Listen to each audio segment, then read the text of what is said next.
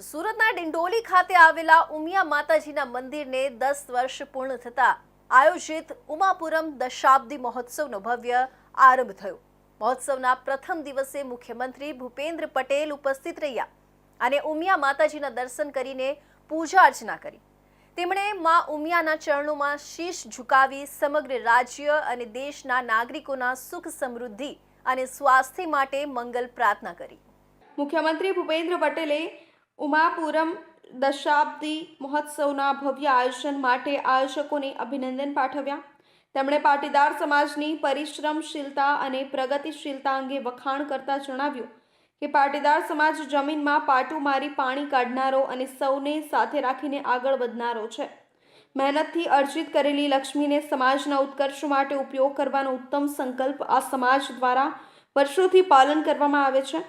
તેમણે ઉમેર્યું કે પાટીદાર સમાજ વિવિધ સેવાકીય અને ધાર્મિક કાર્યો દ્વારા સામાજિક સમસરતાનું શ્રેષ્ઠ ઉદાહરણ પૂરું પાડે છે। રાજ્ય સરકારના સૌના સાથ સૌના વિકાસના ધ્યેયને પાટીદાર સમાજ જીવંત કરી રહ્યો છે। મુખ્યમંત્રીએ વડાપ્રધાનના એક પેડ માં કે નામ અને કેચ ધ રેઇન અભિયાનનું મહત્વ રજૂ કરતા કહ્યું કે ગ્લોબલ વોર્મિંગ સામે લડવા માટે વધુ વૃક્ષો વાવવાનું અને વરસાદી પાણીનો જળ સંચય કરવાનું દરેક નાગરિકનું કર્તવ્ય છે।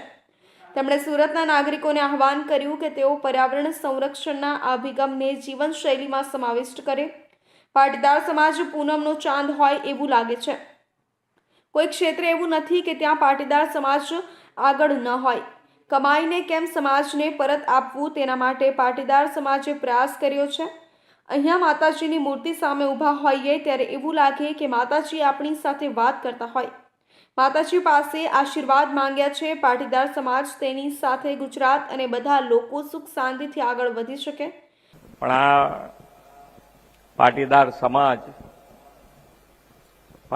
સમાજ માન્ય વડાપ્રધાનશ્રીનો જે કાર્યમંત્ર છે કે સૌનો સાથ, સૌનો વિકાસ, સૌનો વિશ્વાસ અને સૌના પ્રયાસથી આપણે બધા સાથે મળીને કે આગળ કેવી રીતે વધી શકાય એના માટેનો હર હંમેશ પ્રયત્ન કર્યો છે। અને પાટીદાર સમાજ એ હર હંમેશ મહેનત કરતો સમાજ અને માં ઉમિયાની કૃપા આપણા ઉપર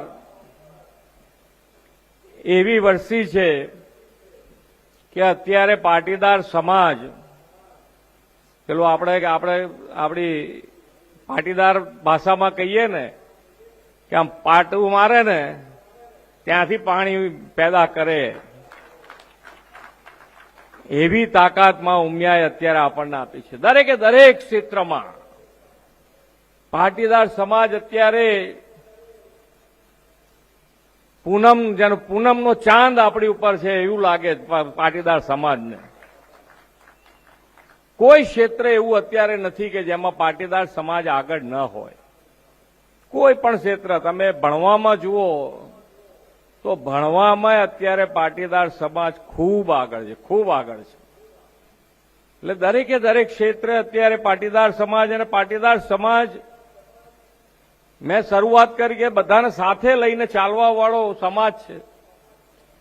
એટલે કમાયા છે તો કમાયા તો એને કેવી રીતે સમાજને પાછું આપવું એના માટેનો પણ હર હંમેશ પાટીદાર સમાજે પ્રયત્ન કર્યો છે।